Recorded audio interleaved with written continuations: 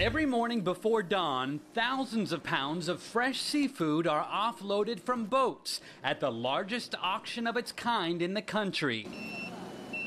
At the Honolulu Fish Auction, the higher the quality of the catch, the better the price.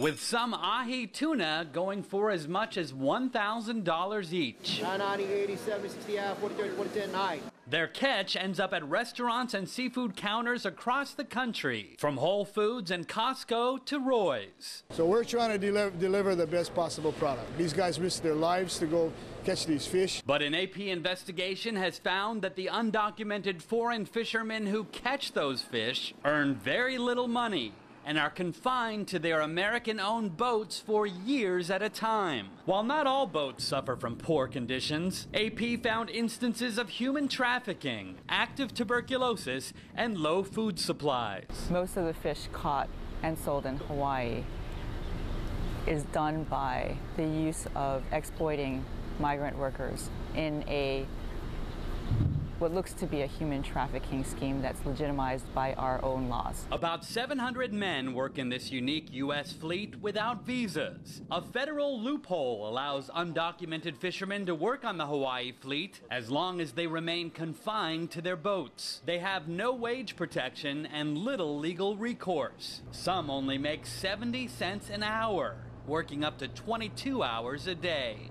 Most come from impoverished Southeast Asian and Pacific nations like these fishermen from Indonesia.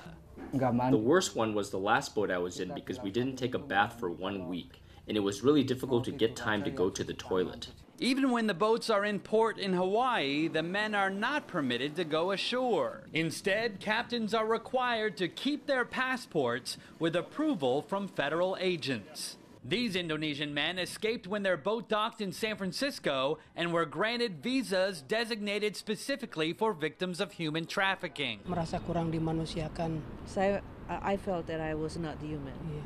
They chose not to show their faces, but through an interpreter, claimed their wages were not only unfair, but that the work was unsafe. I have seen a lot of accidents amongst friends. Yang nggak ada satupun dibawa ke rumah sakit atau ke dokter.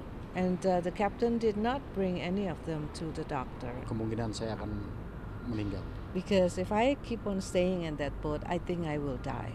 U.S. Customs and Border Protection does periodically inspect the fishing boats when docked in U.S. ports. Launch the boat. And the U.S. Coast Guard routinely boards the vessels at sea. I personally ask the crew for their welfare and if they're being treated correctly, they're getting paid. While the agencies can make sure the fishermen are getting paid something, they have no authority over the amount paid.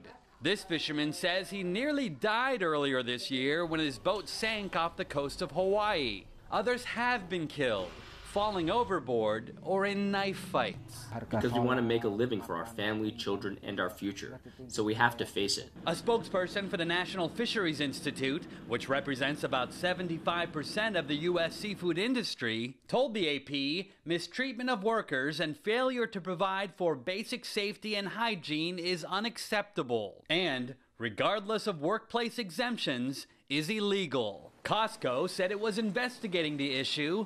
Whole Foods said only 1% of their seafood comes from Hawaii, and that they've been assured boat crews are well paid with bonuses and health insurance. Roy's didn't respond to a request for comment. Hawaii lawmakers have attempted to pass federal legislation to allow foreign fishing crews to enter the country on temporary visas. But so far, those efforts have been unsuccessful.